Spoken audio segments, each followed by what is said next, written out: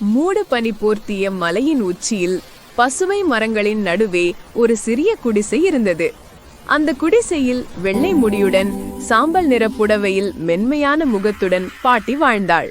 அவள் முகத்தில் எப்போதும் பாசமும் அமைதியும் கலந்த புன்னகை தங்கியிருந்தது. காலை விடிந்தவுடன் மழை நீரை எடுத்து வந்து மண்ணச்சட்டியில் அடுப்பு ஏற்றி மசாலா கலக்க தொடங்குவாள். மஞ்சள், பூண்டு, மிளகாய், தக்காளி, உலர்ந்த மீன் அனைத்தும் அவளது கைகளில் கலந்ததும் மலை முழுக்க ஒரு மாயமான வாசனை பரவியதும் அந்த வாசனையை தான் அடையாளமாக கொண்டு ஊர் மக்கள் மலை வழியே ஏறி வருவார்கள். வெயிலால் பழுப்பு நிறம் கொண்ட முகங்களும் சிரிப்புடன் ததம்பும் கண்களும் ஆண்கள், பெண்கள், குழந்தைகள் என அனைவரும் பாட்டியின் குடிசையை சுற்றி கூடுவார்கள். பாட்டி புன்னகையுடன் அவர்களுக்கு மீன் குழம்பை ஊற்றி வழங்குவாள். சூடா சாப்பிடுங்க பிள்ளைகளா என்று சொல்வாள் அவள் பாசமான குரலில். அந்த நேரத்தில் மலை காற்று கூட அந்த வாசனையில் மயங்கி அமைதியாக நின்றது.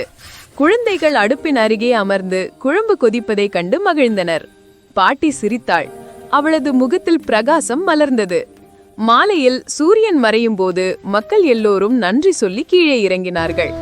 பாட்டி மலைவாசலை நோக்கி நின்றபடி புன்னகையுடன் அவர்களை வழி அனுப்பினாள். இரவு வந்ததும் அவள் அடுப்பின் அருகே அமர்ந்து வானத்தை நோக்கி பார்ப்பாள்.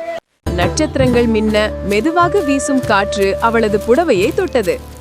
என் குழம்பை சாப்பிட்டு மகிழ்கிறவர்கள் இருக்கும் வரை நான் உயிரோடே இருக்கிறேன் என்று அவள் மெதுவாக சொன்னாள். அந்த மலை முழுதும் அவளது பாசத்தையும் சமையலின் வாசனையையும் தன் இதயத்தில் பதித்தபடி அமைதியாக மூச்செடுத்தது.